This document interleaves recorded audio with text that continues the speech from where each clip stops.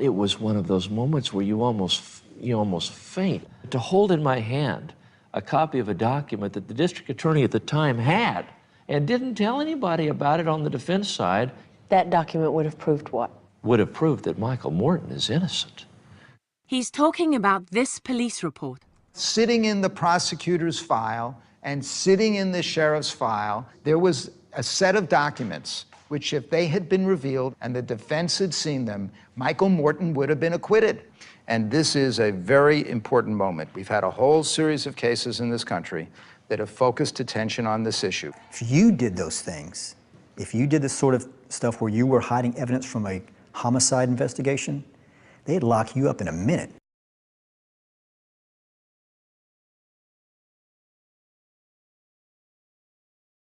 The Commonwealth deleted information from the discovery responses. I don't know if it's done with whiteout or what method they used to redact it. In 07 CR, that should be 4123, the Commonwealth redacted contact information of Stacey Evans. There is a resident that is during a neighborhood canvass whose information they've deleted. Lanice Bell, Norman Martin, Connie Cherry, William Martin, Barbara Clay, James and Geraldine Ely, James Buchanan Jr., Tracy Meredith, Katrina Bell, and then in 06 CR 2087, again, portions of the statements of Latrina Bell, Barbara Shekels, Stacey Evans, Troya Shekels, Rhonda Rattler, Carrie Burks, Luella Hunt, Marshall Williams, Aisha Rhodes, Ann Jones, Erica Ford, and Timothy Cross have all had deletions or changes made to the statements, be they transcripts or investigative letters that are verbatim or alleged, I guess, recitations of what the witnesses told the detective. We need to know that information so that we can help prepare the defense. This is a capital case. The Commonwealth is seeking the utmost penalty, and I think our ability to prepare a defense is tantamount here. That means that what the witnesses said is to be turned over, not an altered version. We don't have a way to get people's phone numbers, so we can't tell who's calling who. We don't even know what their discovery responses mean because they have deleted information out of it.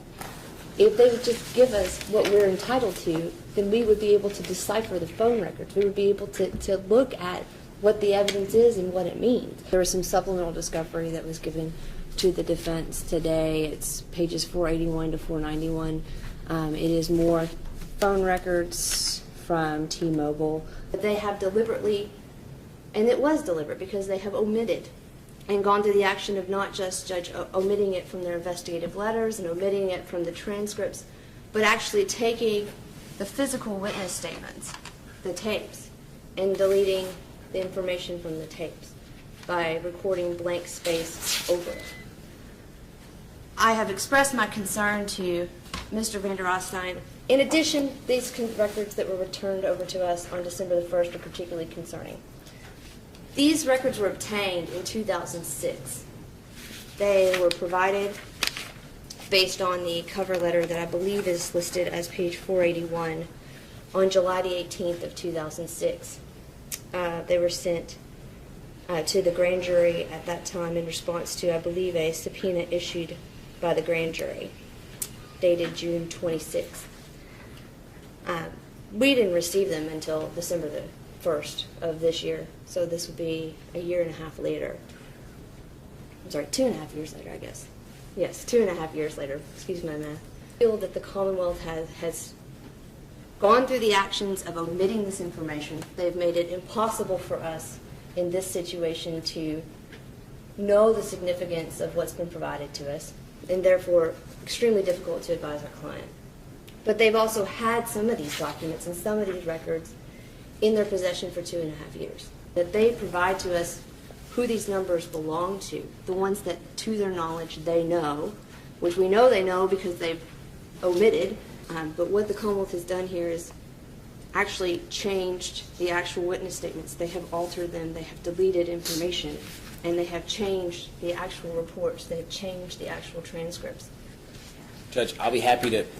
What happened was I've been going with my detectives, and there's another page we found. I'm constantly going back to the police and trying to make sure that in the exchange of such a wealth of information, well, you know, so many documents, so many people involved that we're always trying to say, look, did I get everything correctly?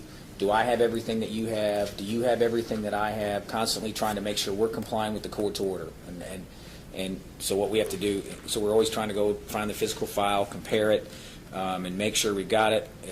I discovered when, in our preparation for trial, and it's further complicated by the fact one of the lead detectives in the Kerry Williams murders has since had to take a medical disability due to a closed head injury, and so her memory is not what it should be. She did suffer some memory loss, and so that always causes us concern, because then you're trying to figure out what means what. That's one of the reasons I found these in that going through the files the last few months that we're always going through, making sure we have all of the documents that we should have.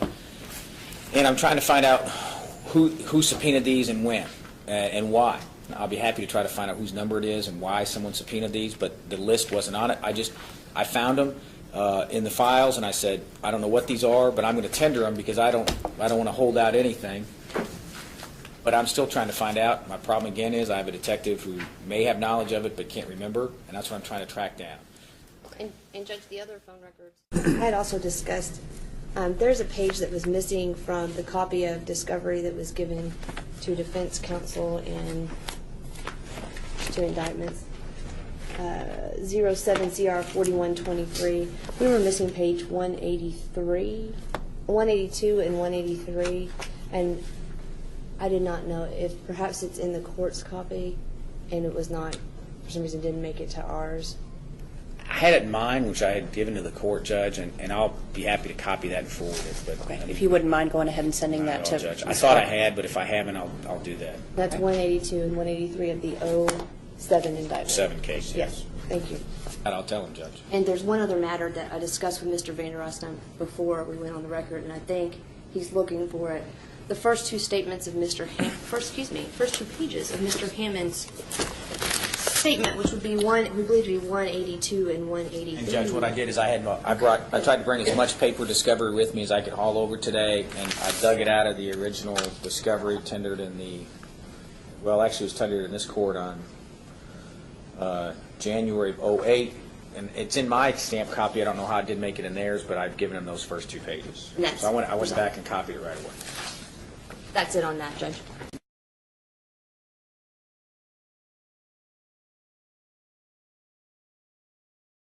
All right, what else before the court?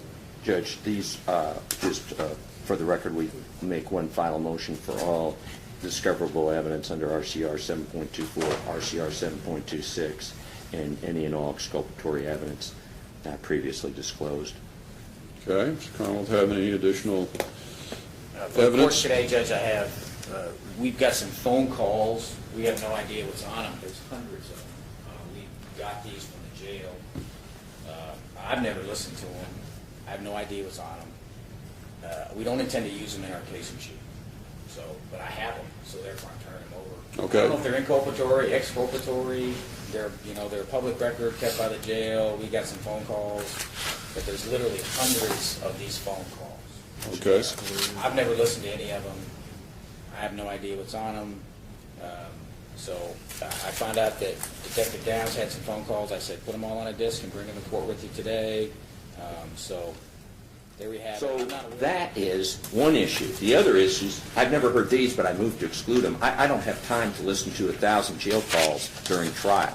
And there's hundreds and hundreds, I suspect thousands of calls. They've been in the Department of Corrections forever. Apparently, we haven't heard how Detective Downs got them. I don't see a subpoena.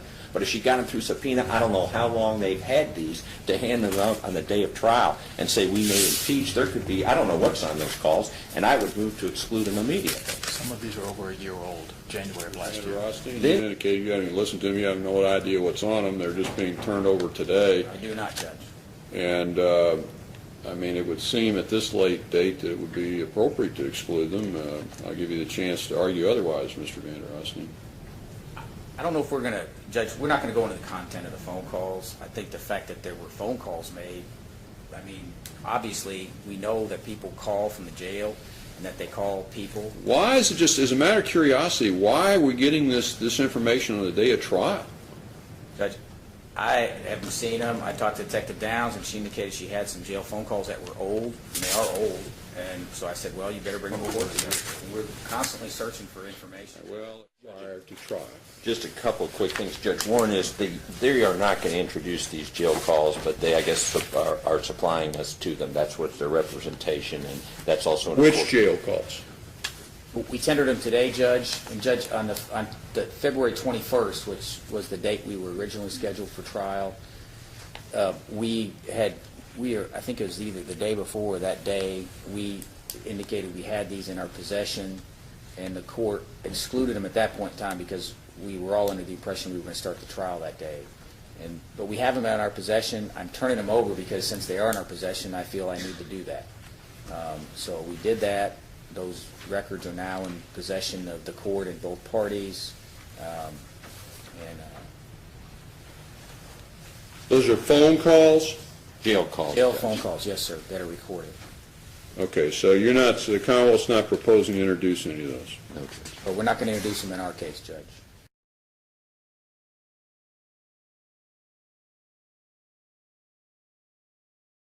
Items I still don't have, though, and in an email, I've mentioned this email, where I emailed Mr. Vander Rothstein and said, I believe my exact words in the email were, could you check and see if there is a recording of this? I don't call it a jail call. I say the discussion between James Hickman Sr., that would be the father of Jimmy Hickman, between James Hickman and Jimmy Hickman, and that's on page 114 of Discovery. There is a partial transcript of this discussion, which was a jail call, on that page. And I got back instead interviews I'd already had of them. At a minimum, well, first of all, I'd need to exclude Jimmy's testimony, and James, if that becomes an issue, if the court's not inclined to do that, I at least need to get that before he's called, Jimmy, that is. All right. And who's the other one? Hickman. Jimmy Hickman? Judge, they've had Jimmy Hickman's statement forever. We tendered it at the beginning of this case. Mr. Hickman, the defendant made admissions to him. To exclude what Mr. Hickman said is extremely detrimental. There's no basis under the law. Now, Mr. James Hickman Sr., we haven't subpoenaed him.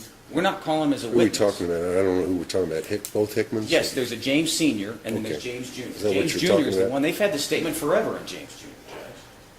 Not all of them, Judge. There's a jail call, a partial transcript of which is contained on page 114 of Discovery, which would arguably be introduced to rebut any assertion by the defense that there was some timing in terms of fabrication. That's very critical for the defense. Well, we'll take a look at that later. Also add that for the last 3 days, I've been asking for 2 jail phone calls.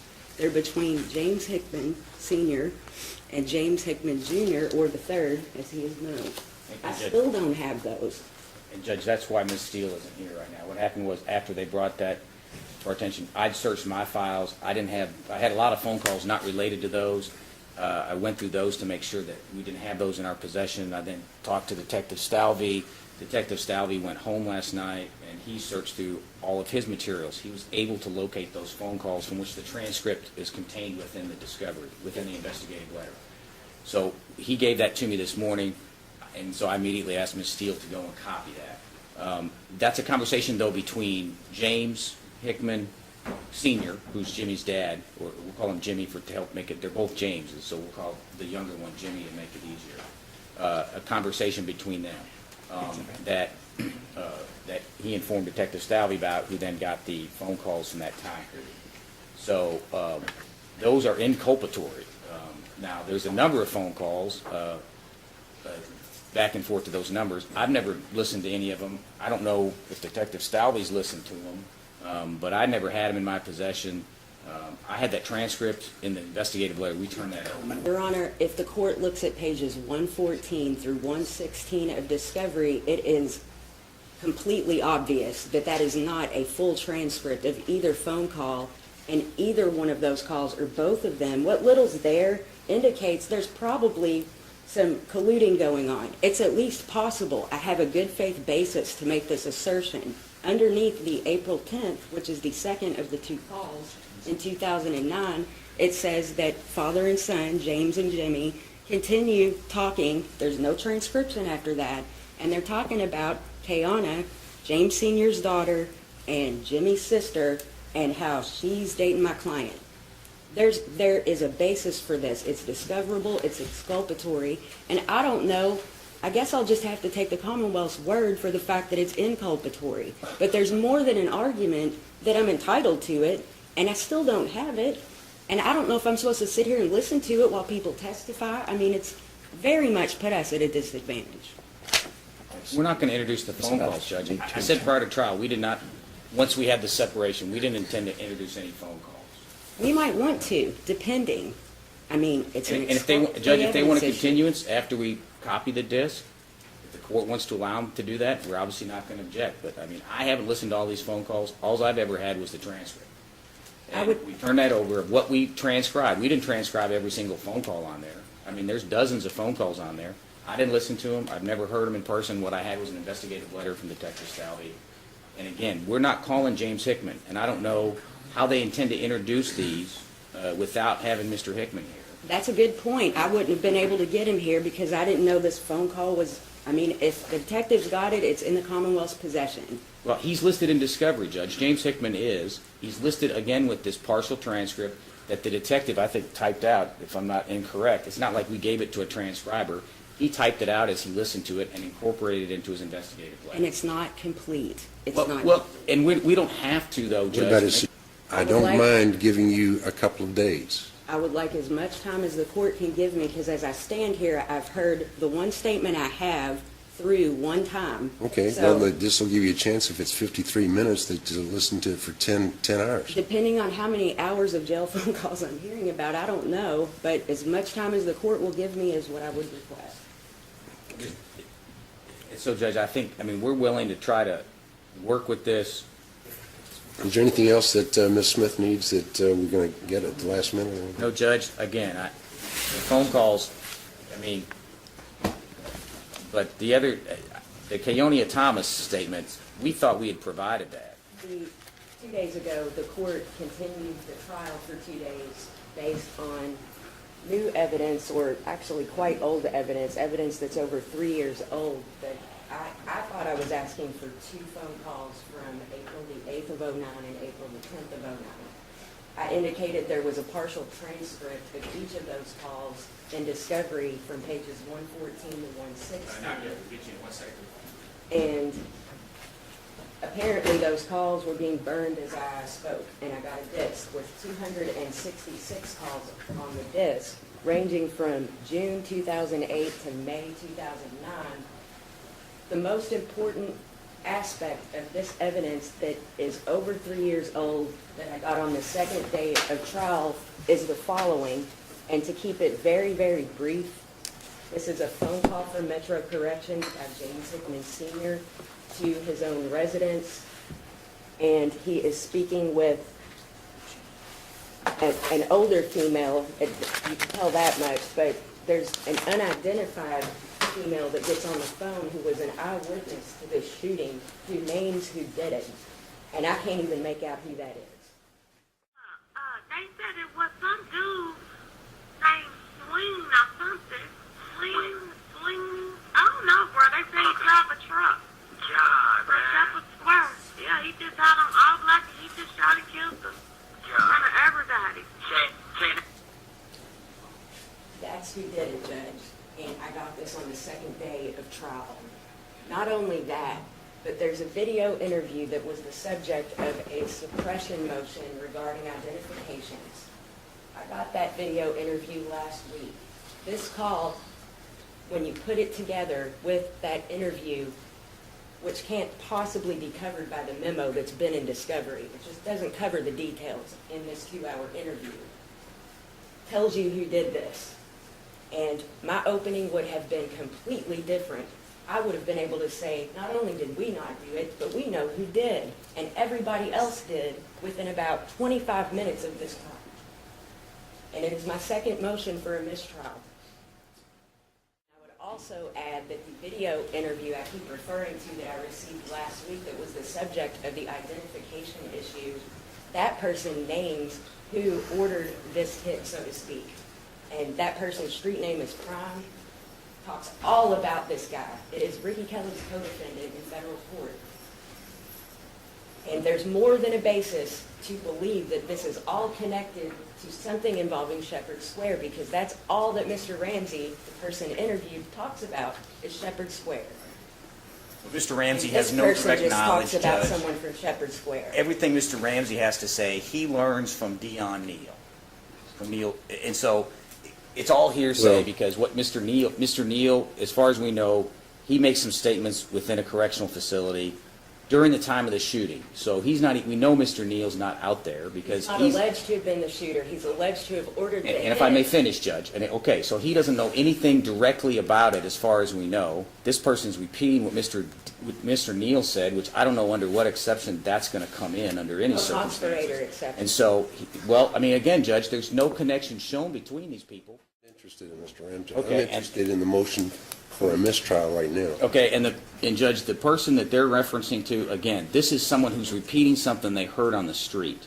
I don't know how in the world. Well, if you think about what's being repeated on the street, I mean, you have made a very good argument to this court where the defendants either Mr. Petway or the other defendant have made statements to other individuals which could be classified as hearsay also. Just what's going on here. I don't know whose number that was back in 2009. It may be the Hickman's number. It could be somebody else's. It could be someone they gave. I mean, people frequently in jail will give people numbers and use that to communicate with people with. So I understand they're saying we've heard this other name, but I don't know how in the world they're going to, you can talk to the Hickman. It's a little bit different when you have something to refresh a witness's recollection by, and you tell me it's James Hickman, the senior, anyway. But he's not on the phone call. He's on this phone call. He's calling his house. That's what I understood her to say. Yeah, but then it's the female talking. I know. We don't know who that is. Well, maybe James Hickman would know who that is. But only if you played that back to James Hickman would he know. I would presume anyway, and plus if he would tell you the truth. I don't know. Thing, Judge, is that this motion to prohibit counsel from mentioning an alternative perpetrator was filed before I even heard this call. And there's really specific information that I don't want to expand on because I know it just gets really convoluted and different names and stuff like that. But there is a sea of information I just received that is explosively exculpatory. Explosively. You got something else you want to hear? Want me to hear? There's plenty here if the court would like to hear it. I don't know if the court received a copy of it either. Of course I did not. You got some other examples that you want to tell me about? As a whole, over the last week, beginning with October the 16th, I have received about 4 rounds of discovery only on my request, the most important evidence on the second day of trial after I put on the record for 3 days in a row, I still don't have this, I still don't have this. It was only as I made a motion for a mistrial the other day based on stuff I already got that copies of this stuff were being burned for me. I think I'm getting 2 calls, I get 266. By the way, the June 2008 calls, Mr. Vander Rothstein's right, I don't know who's on there, but all I hear is Toya and another name that Mr. Ramsey mentions that's tied in with this individual crime. There's a lot that I need to look into, and I couldn't possibly have known to do that before 2 days ago, the second day of trial. And my opening and theory would have been completely different in this case. People were talking about who it was right after it happened. These phone calls, were they back in 2009? The call the court just heard occurred about no more than 30 minutes after the first 911 call on March 23rd of 09. They begin in June of 08 and they end May of 09.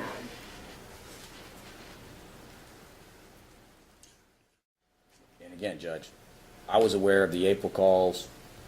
We weren't even aware of Jimmy Hickman until I think whenever the first investigative letter details when we met Mr. Hickman. So we couldn't possibly have known about the phone calls before then. The investigative letters about 2 weeks after this murder, that's when they went and talked to Jimmy Hickman. That's when we... Right after the crime. And it's been an ongoing investigation, Judge. We didn't indict it till 2011. So we were looking at it for a long time. Always a big deal. I can't pick back up midstream. It's not going to be effective representation. It's just not. It's fundamentally unfair to do that.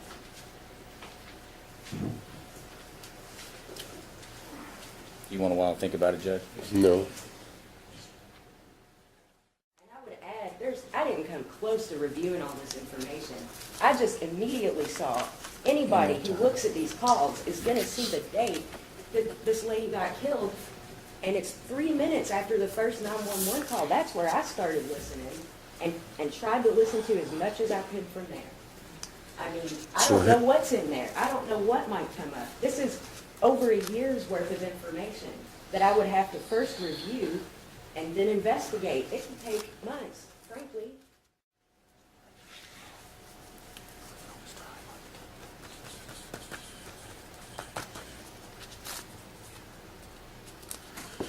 All right, I'm going to sustain your motion for a mistrial. What was the date, Judge? May the 7th. May 7th. That's great, Judge. It's not. Thank you very much, Sheriff. You all may be seated.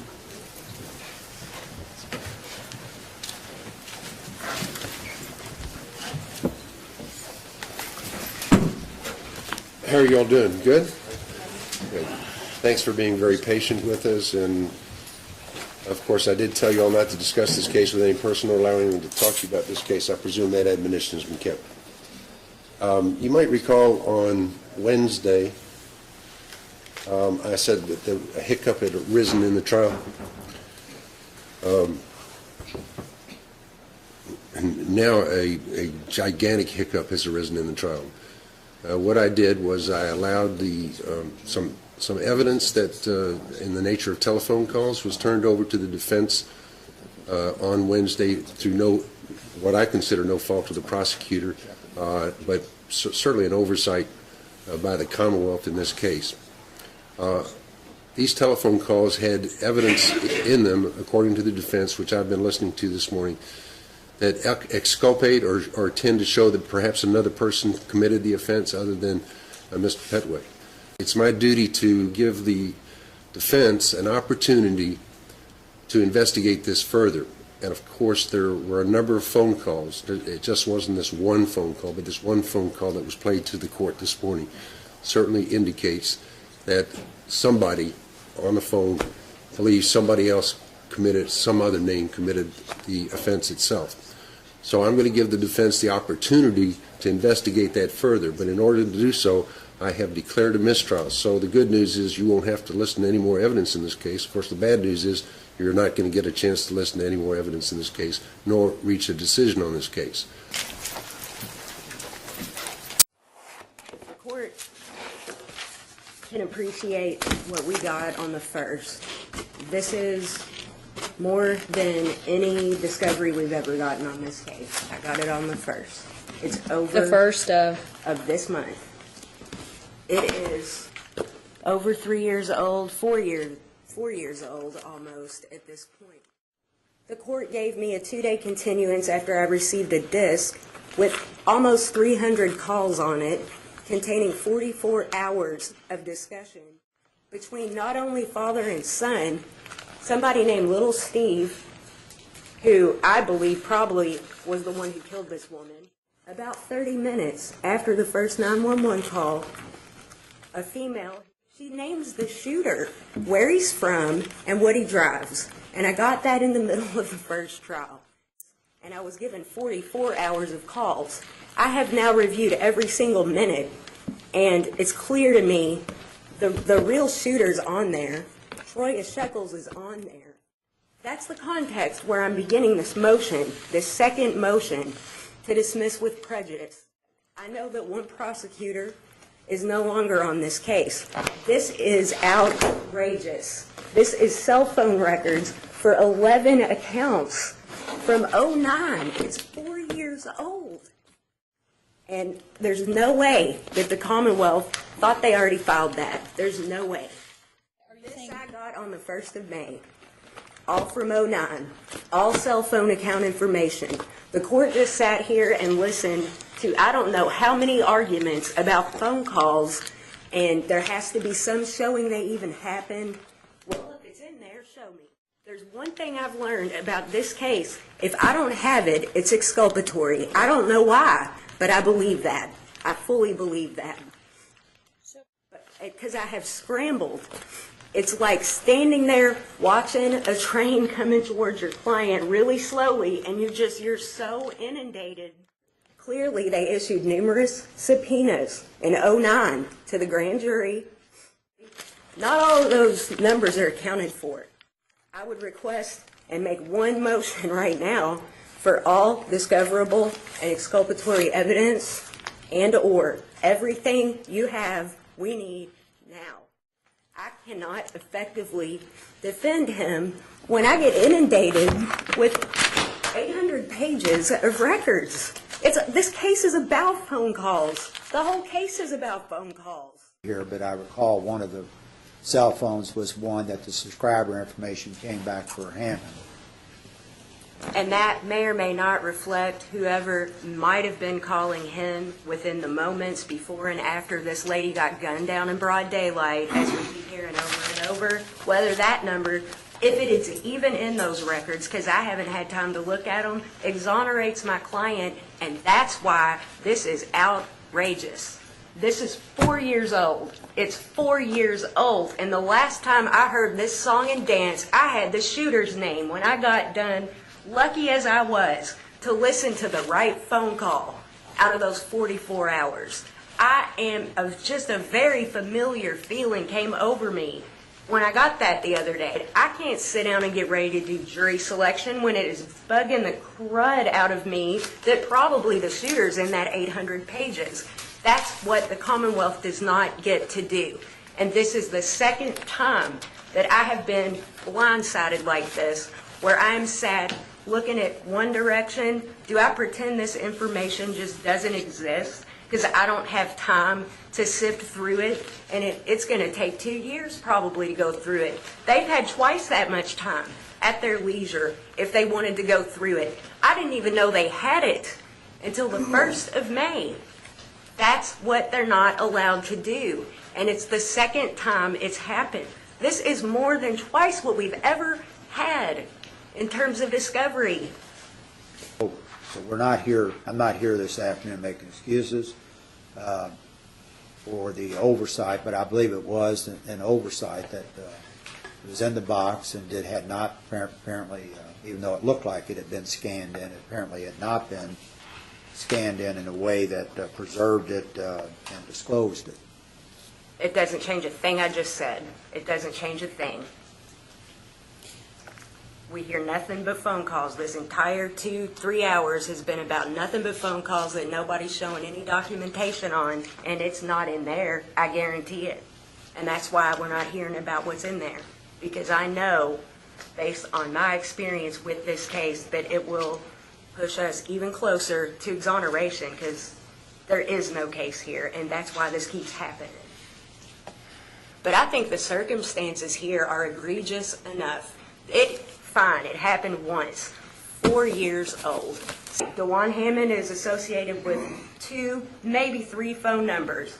That's why it's so important. If my client's cell phone number isn't in there, not guilty. I just got it.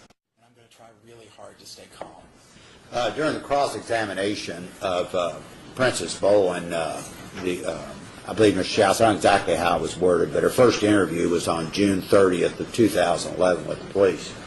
Afterwards, he showed me an August 12th, 2009 interview. At that time, we went out to his truck and we pulled the interview. A portion of the interview was never filed and turned it over to him about 30 minutes ago. It is, of course, our motion for a mistrial based on prosecutorial misconduct. This is a residue of Mr. Van der Rostein's approach to this case. When they learned of it, when I was in the well cross-examining their witness, as Detective Stalvey touched him on the shoulder and said, "I've got this." This is page 44 of the discovery as turned over to us. And you can see it stops halfway down the page. This is the report we were presented with today. And halfway down the page, it says, interview of Princess Bowen on Wednesday, August 12, 2009. And it goes on for half a page and then another page, and then a little bit onto a third page. And I said, and Judge, given the way the case has been prosecuted, given the fact that Mr. Petway's trial was a mistrial initially because of a failure to disclose, and then the whole dismissal because 2 witnesses couldn't be found, in quotation marks, caused a mistrial. I said, Judge, I want all exculpatory evidence in this case now. The Detective Stalvey went to his truck and found this. It's not the first time it's happened in this case. The exact same thing happened to Stephen Petway. Someone covered up that page when they ran it through a Xerox machine. There's no other explanation. This was done years ago. Give us all the exculpatory evidence you've got. Has anything changed with these witnesses? No. We've turned it all over. We've turned it over years ago. There is nothing. And now this, found in Detective Stalvey's truck. I said, when I'm saying we went out to the truck, because that's where he kept his reports when he back and forth in court. But the thing that's so troubling is, it's clear somebody made a Xerox of this and intentionally deleted the entire interview. That's a mistrial because the defense counsel's opening would have been completely different, obviously, if he'd seen it. The whole complexion of this last 5 days of this case would have been completely different. There's no way to paper over this or squint and look at it sideways and figure it out. You basically gave us 5 hours to deal with something they've had for 5 years. And another thing, Judge, I knew there was stuff out there. I knew they didn't turn it over. That's why on April the 3rd, the Thursday before the trial began, I said, Judge, please order them to turn over all exculpatory evidence. And you said, Mr. Lasowski, I want it by 5 o'clock tomorrow afternoon. Does the Commonwealth not have to follow any of the rules? Forget RCR 724, RCR 726, forget Kyles v. Whitley, forget Brady, forget the United States Constitution. Do they not have to follow this court's verbal order to turn over exculpatory evidence by 5 o'clock Friday afternoon? And another thing, how in the world can we possibly make hay with the fact that they prosecuted Stephen Petway with this in their possession? We're not allowed to get into his conviction. So now they're getting away with it when I could really hang him out to dry with that. You convicted a boy and sent him to prison for 55 years without disclosing this evidence. But I can't get into that either. This just isn't fair, Judge. This is a mistrial, and it's their fault. I'm sorry to be excited. I'm sorry, sir. I'm sorry to be excited, but this is not right. Just so the record's clear, Judge, I believe that the disclosure of this report is evidence that a crime has been committed. I think that's tampering with evidence. I've not heard anybody from the Commonwealth dispute the fact that somebody made a Xerox of a police report hiding a statement 5 years ago. I've not heard the Commonwealth object. They're not objecting now. They're not sitting here telling you that's not what happened, Judge. I mean, this calls for an investigation. I acknowledged that and I think I told them when I showed it to them that it appeared that this was intentionally cut out for whatever reason.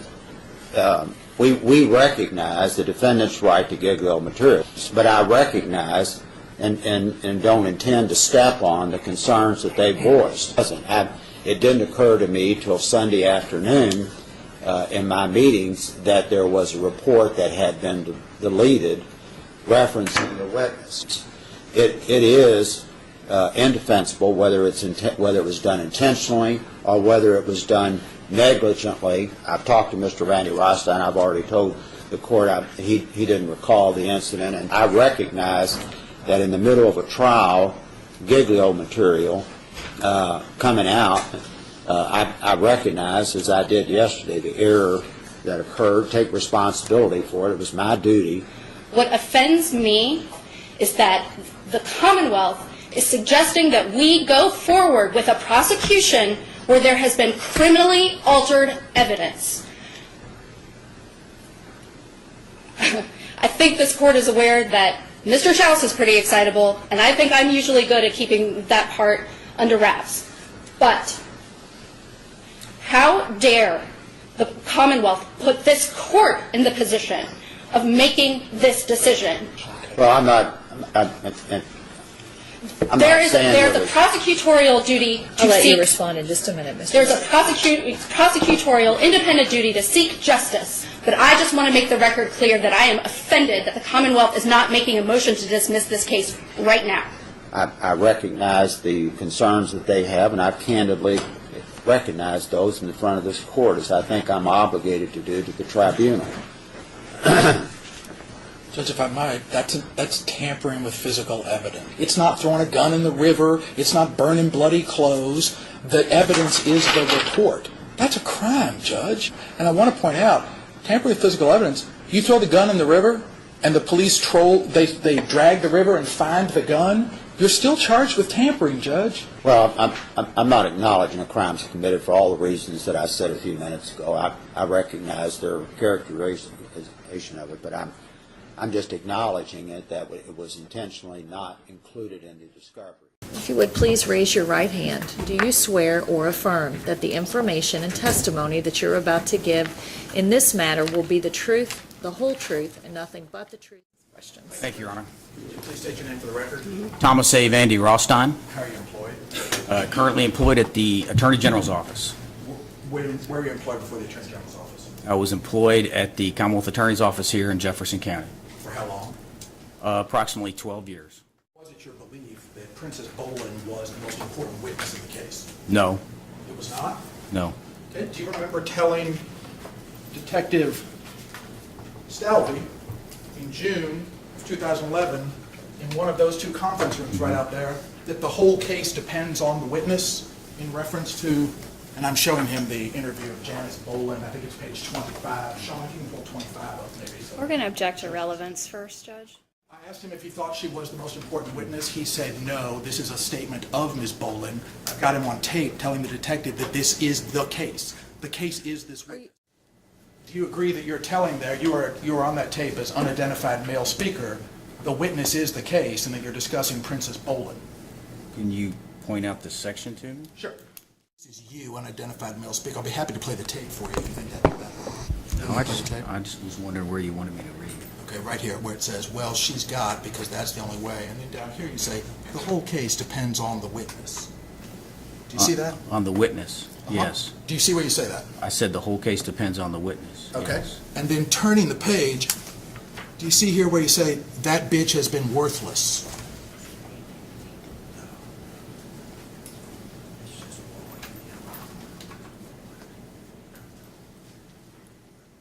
I said that. I don't know if I would agree that she was worthless up to that time. Well, you say the bitch is worthless. I'm not saying I didn't say that. Okay. I'm just saying that I'm not, what I'm saying is at that point in time. Okay, parse that for us. The bitch is worthless. What else could that mean? I don't know. You don't know. It probably means the witness is worthless, right? to you, to the prosecution, the witness is worthless. I didn't say that. At that point in time, I'm saying she's been worthless. It says the bitch is worthless. I understand. I can read. Okay, so what are you saying there then? What we were talking about was that my recollection was she'd been uncooperative up to that point. Right. That's my point. Yeah. The bitch has been worthless. You're speaking in the past tense there, right?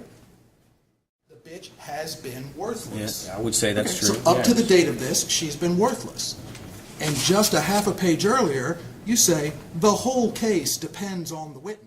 You say there, the case is the witness, the whole case, right? I said that. Do you agree that in a lot of cases, there's the most important witness? I always think a case depends on the whole case. It depends on the witnesses, the physical evidence if you have any, the circumstantial evidence if you have any, all of the different aspects of the case. This is what you turned over in discovery, right?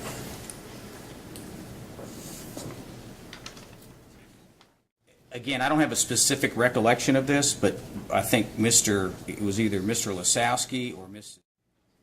In June 2011, excuse me, you said that the witness was the case, or the witness is the case.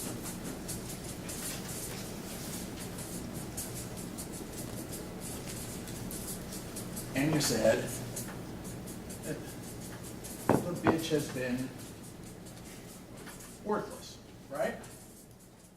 I've already said that, yes. Do you remember when Mr. Hammond was indicted for the first time? In which case, he has 6 pending indictments. this case, sir? I don't know. Oh, let's back up. Who was lead prosecutor on all 6 of those?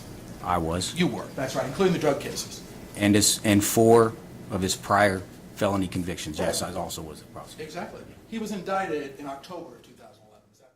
Does that look like 2 pages of the discovery that was tendered to defense counsel in this case, which is date stamped 4344? I have no doubt that it is. I'm just saying I don't specifically recollect filing it, these 2 specific pages. Do you have any specific recollection of preparing the discovery in this case? I remember preparing it, yes. Do you remember Detective Stalvey bringing you his case file? I know he did at some point in time. I know he brought me his case file back in 2009 when we were preparing for the 803B4 motion on Lloyd Hammond, Mr. Hammond's brother. And at that point in time, we were looking at the file, and I went through the file. I went through the file in 2009, and we were preparing for that hearing. And he turned over what he had at that point in time. So that was the first time I saw it. I'm sure I probably saw it after that. My first recollection is then. Now, specifically when I saw the file again after that, I don't have any, if you have some documentation to refresh my memory, I don't know what date that would have been. Are you finished? Yes. I'm asking about the initial discovery in the case of the Commonwealth versus Deron Hammond and Stephen Petco. Do you understand my question? Yes. I'm talking about 11 CR 3052 assigned to Division 10. I'm talking about that indictment, okay? You with me? Okay. Do you remember preparing the discovery in this case? Not Division 7, not the first time you saw his file, preparing the discovery which was sent to defense. I remember, again, I'm not saying I remember every single page, the day I did it, anything of that nature. I remember filing the discovery. That was my responsibility as the lead prosecutor. Your responsibility. Did anybody else prepare the discovery in this case? No.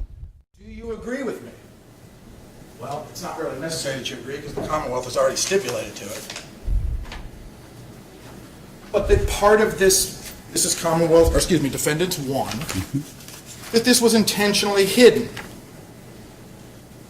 No, I do not. Do you agree That it's the wrong characterization. that 2 pages were hidden here? I don't agree with your characterization. Do you agree that that was intentionally covered up? No, I did not intentionally withhold No, that. that's not what I asked. I asked, do you agree that it was intentionally done? In the discovery in this case? Yes. No, it was not. Do you know who did that? No, who did what? Who covered up the other pages here?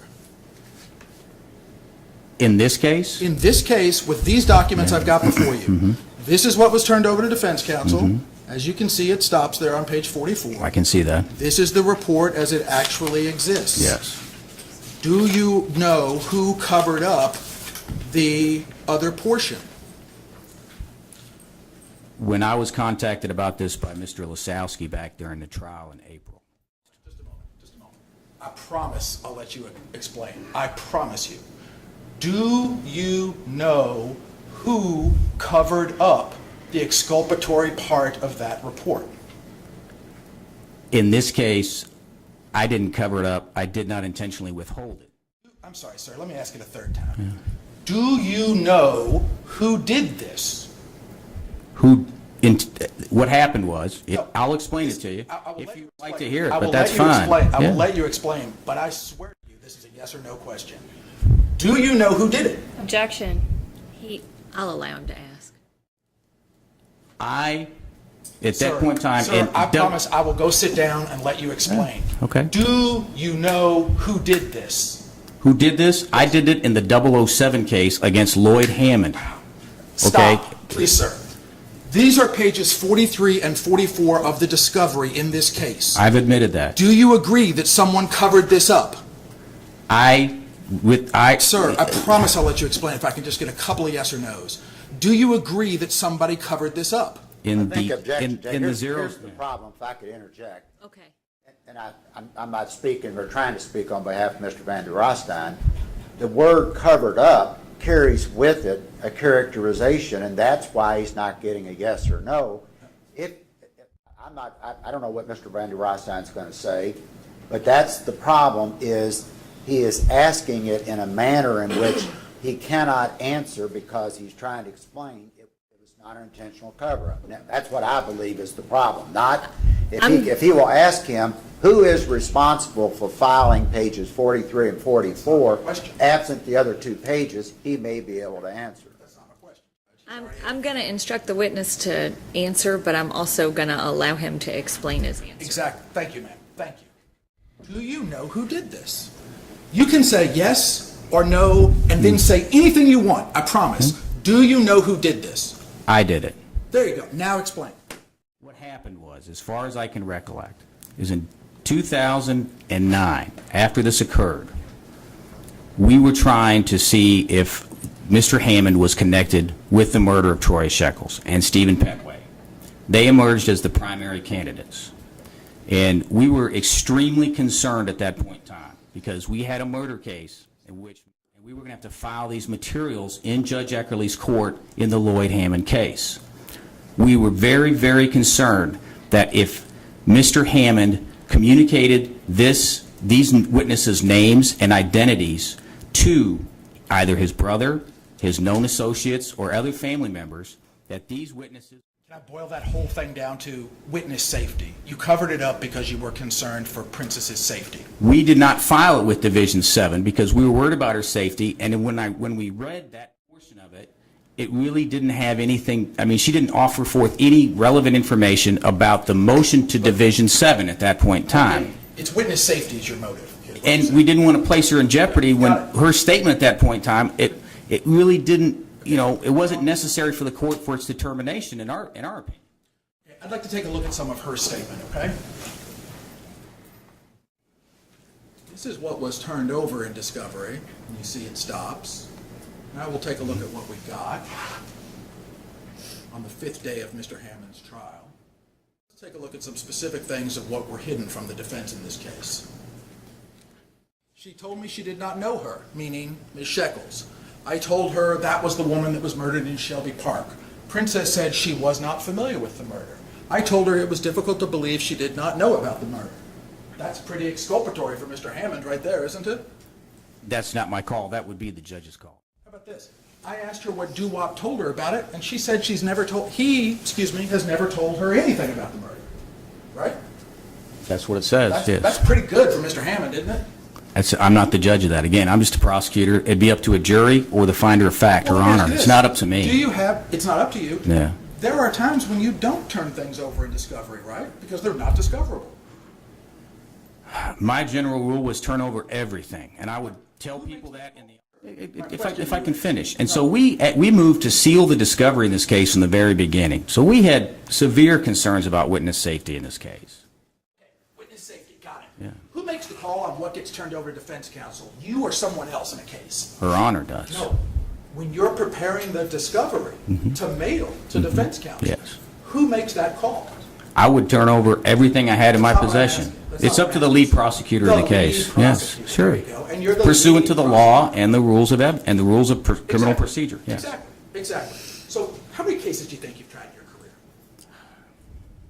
Up to 90. Okay. And you're telling me that you won't make a call on. I asked her what Doo-Wop told her about it, and she said he's never told her anything. That's pretty good for Mr. Hammond, isn't it?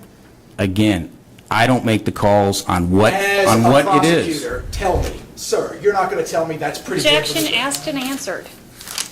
You have no opinion. I'll allow you to ask this final time, whatever his answer You is. were the lead prosecutor on this case, and you have no opinion on whether or not that helps Mr. Hammond or not? If you read it in context of the rest of the statement, I don't think it helps him or it hurts him. I don't know. She denied ever seeing Pedro with a gun, claiming she did not hang out with him. Who's Pedro in this case? That was an AKA if it's the same person for Stephen Petway. That's pretty good for Mr. Petway, isn't it? She denied she ever saw him with a gun, claiming she never hung out with him. I have no opinion on that. You have no opinion on that, even though you were the lead prosecutor on this case for over 2 years. Again, if you read it in context with everything else, it could be a wash. It's up to the person who's reading it, how they want to read it, and again, it's going to be up to the trier of fact. I asked Princess where she was on the day of the murder. Princess said she was at the Jefferson Mall. I asked her who she was with at the mall, and she said she was by herself. I asked her where Doo-Wop, now let's be clear, just for the record, Doo-Wop is Mr. Hammond, right? I asked her where Doo-Wop was, and she said she did not know. She then changed her story and said Doo-Wop was with her, and they bought some shoes for her kids. I asked her where her kids were at where her kids were at that time, and she said they were with them. They were there. I asked her what she heard about the murder after they got home. Princess said she did not hear anything about it. She denied seeing the police at the park when they drove by. I told her she denied hearing anything about the shooting after getting home. That's pretty good for Mr. Hammond, isn't it? I don't know. Again, I don't know, because I'm not the finder of fact. It's the judge or the jury. I don't make those determinations. You're the prosecutor. You got to have an opinion on the strength of your case. The strength of the case? Yeah. The total strength of the case, sure. What's your opinion on this? Does this help or hurt the prosecution? I think it's a wash. You're right. That is going to be one for the judge, I'm pretty sure. She said she heard street talk that Troya would set people up to get robbed. You have any opinion on whether or not that's exculpatory? Again, I would leave that up to Her Honor. I asked her if she talked to Doo-Wop about it, and she again denied talking to her boyfriend about this topic. That's pretty good for Mr. Hammond, isn't it? I have no idea. Okay. It is your opinion, or you said that you thought this put Ms. Boland, Princess Boland, in some kind of danger, right? That's what you said. I didn't know if it did or it didn't, but I wasn't willing to take that chance, and I don't think it was place anyone in danger to even face that possibility at that point in time. So, Answer. And then you can so again, I think if you look at that trial, during the course of that trial, we had to impeach almost every witness. They were all very afraid, and the reason they were, which they were happy to say. Why do you keep talking about Division 7?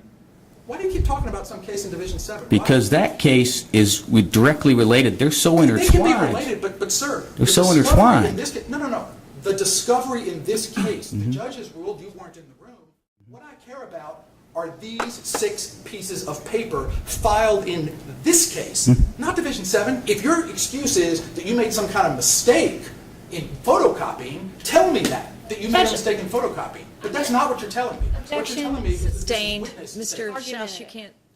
What happened was, we filed these materials initially. The initial batch of discovery, much of it was filed under seal in Division 7. And we redacted materials relating to the identity of witnesses, some of whom were minors, and some we redacted because we didn't want them to be hurt. We redacted their vital information. We redacted their names because we wanted to give the court. At that point in time, I didn't realize apparently that I had taken this out, and I unintentionally did not include it.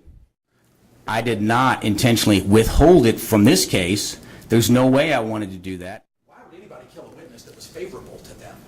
Why would anybody kill a witness that was going to help their case? Let's just answer that question. Why would someone kill a witness? Speculation, relevance. There's nothing in Princess's statement that would expose her to any danger, because there's nothing in that statement that hurts Mr. Hammond. I don't know that. Okay, but you turned over the Prince Cotton statement where he says Mr. Hammond did it. You weren't worried about Mr. Cotton's safety? I was worried about everyone's safety, but in the 007 case, we actually took out Mr. Cotton's name. But in this case, you turned that over, but not this. So now you're saying there's at least 2 Xerox mistakes here. No, I'm not saying that at all. How'd you do it? Physically, how'd you do it? In the Division 7 case? How'd you redact that report? I don't recall. I probably copied it without it. No, that's not possible. See, because it stops in the middle of the page. Did you take a piece of paper and put it over like this and Xerox it? I guess maybe that's what I did. I don't have a specific recollection of taking it out like that, but I'm sure that's possible. That'd be the easiest way to do it. So you think that that's plausible, that what you did was you took a blank piece of paper and covered it up? It is. Take the name out. But you agree that it was not included. It was not included. But you included Prince Cotton's name, his address, all of that identifying information about him, when his statement is, Hammond did it. You weren't worried about his safety? Sir, you redacted it because it was helpful to the defense and it countered the later statements you coerced her into giving, didn't you? No. Why didn't you hide the whole thing?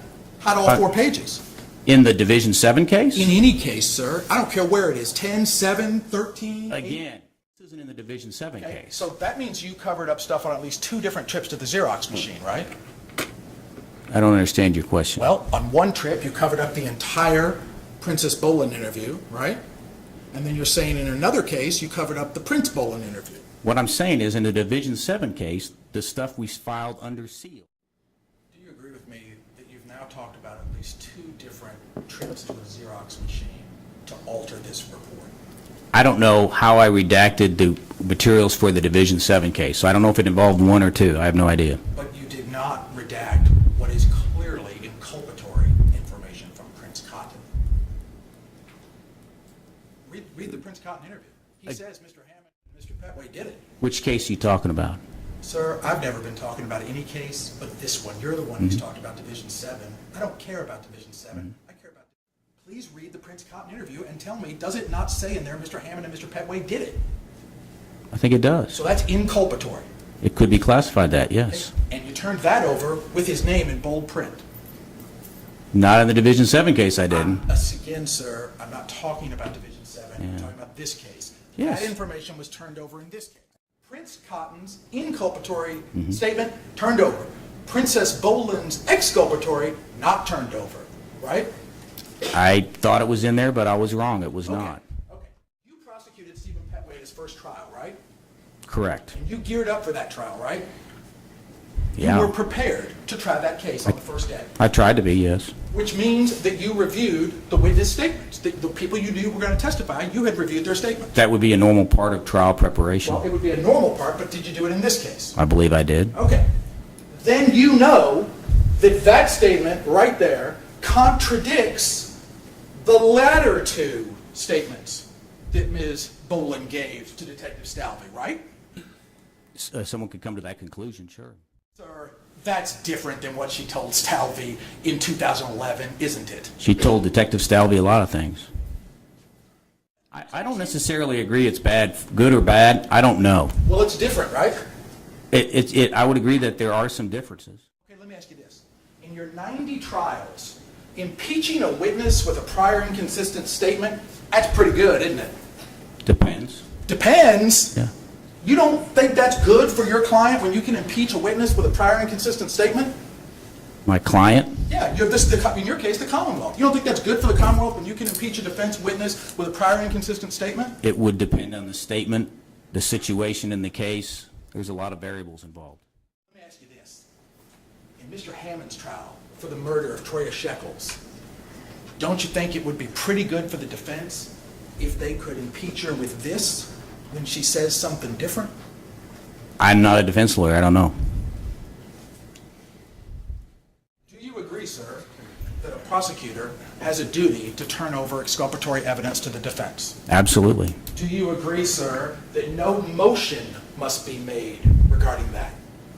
No, it's a continuing duty under the rules that you have to turn over evidence as, any type of discovery. Yes. I don't have to make a motion, right? You shouldn't have to. Also, it's not my obligation to look through the discovery and see if I can suss out some inconsistencies in there that might lead me to exculpatory evidence. That's not my job, is it? I don't think so. It's your job to turn it over, the exculpatory evidence. Turn over any discoverable materials under the rules. Right.